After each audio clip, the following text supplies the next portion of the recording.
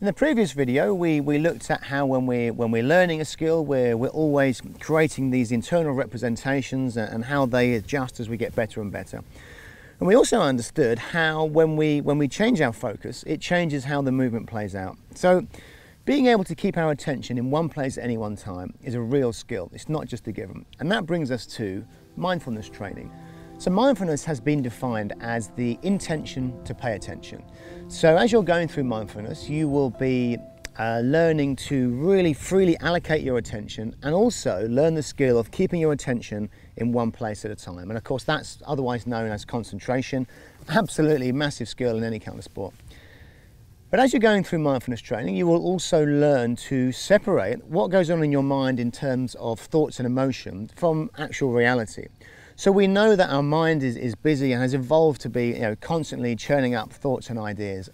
So when you're standing over a putt and your mind is saying, don't miss it, you're a loser, I've missed one of these before, and you get all these negative thoughts, you have a choice to either try and block those thoughts out or maybe trying to change those thoughts, all of which deter from the task. Or through mindfulness training, we develop that ability to recognize these thoughts just as thoughts, meanwhile still keep our attention on the task. And that's the kind of poise we need to be successful at any kind of elite sport.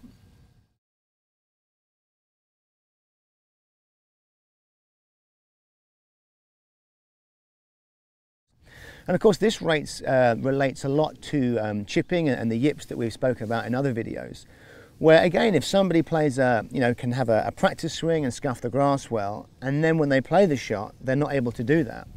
That comes down to, again, that ability to create the right representations and really stay with that all the way through the shot and not get distracted by other, external factors. So players who come and work with me on the mental side are highly likely to be also working on their technique in parallel. And you'll see from the website that through the mental side, there is a large element of mindfulness and acceptance within that framework. And of course that deals with creating those closer links between developing technique and that sense of task focus.